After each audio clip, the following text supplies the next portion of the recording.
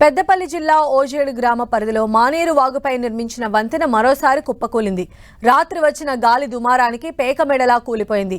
ఓడేడు గ్రామం నుంచి జయశంకర్ భూపాలపల్లి జిల్లా టేకుమట్ల మండలం గర్మిళ్లపల్లి గ్రామాల మధ్య రాకపోకల కోసం ఈ వంతెన నిర్మిస్తున్నారు.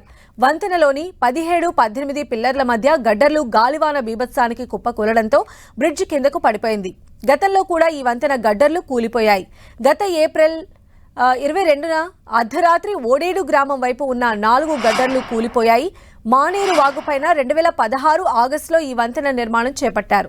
దాదాపు 50 కోట్ల రూపాయల ఖర్చుతో ఈ బ్రిడ్జి నిర్మాణం సాగుతోంది. దాదాపు 9 సంవత్సరాలు కావస్తున్నా ఇంకా వంతెన నిర్మాణ పనులు అసంపూర్తిగానే ఉన్నాయి. బ్రిడ్జిని నాణ్యత లేకుండా కాంట్రాక్టర్ నిర్మించారని, దీనికి గత బీఆర్ఎస్ ప్రభుత్వమే కారణమని కాంగ్రెస్ నేతలు ఆరోపిస్తున్నారు. ఈ వంతెనను వీలైనంత త్వరగా పూర్తి చేస్తామని చెబుతున్నారు. 2 జిల్లాల వారధి ఒడేడు బ్రిడ్జ్ మరొక మారు గడ్డర్లు కూలిపోవడం బాధాకరమైన విషయం. గత పాలకుల నిర్లక్ష్యం, నిధులు ఇవ్వకపోవడం వల్లనే ఈ బ్రిడ్జి ఇప్పటి వరకు పూర్తి స్థాయిలో నిర్మాణం కాలేదు. మాటలు చెప్పడం వరకే అప్పుడున్న బీఆర్ఎస్ ప్రభుత్వం, చేతలలో చేసిన అభివృద్ధి ఈ మండలానికి కానీ ఈ బ్రిడ్జి పరంగా చూస్తే కానీ ఏం లేదు.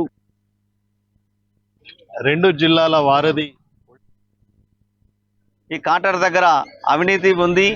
కాంట్రాక్టర్ను భయపెట్టి భయభ్రాంతులు చేసి మీకు ఏమైతే మీరు ఎలాగైనా పనిచేసి మేము కళ్ళు మూసుకొని చూస్తామని చెప్పి వారి యొక్క స్వలాభం కోసం పర్యవేక్షణ లేకుండా నాణ్యత లోపించేటట్టు చేయడం జరిగింది. దానివల్ల గత 72 రోజుల కింద గడ్డర్లు కూడడం జరిగింది. మళ్ళీ నిన్న రాత్రి చిన్న గాలి వానకే గడ్డర్లు కూడడం జరిగింది. ఒకవేళ ఈ బ్రిడ్జి పూర్తి అయితే ఎంతమంది ప్రాణ నష్టం జరుగును అని ఇక్కడ ప్రజలు భయపడుతున్నారు. అతి త్వరలో కొత్త కాంట్రాక్టర్ నిర్ణయించి ఈ బ్రిడ్జి పూర్తి చేసి ఈ ప్రజలకు సౌకర్యం చేస్తారని మేము తప్పకుండా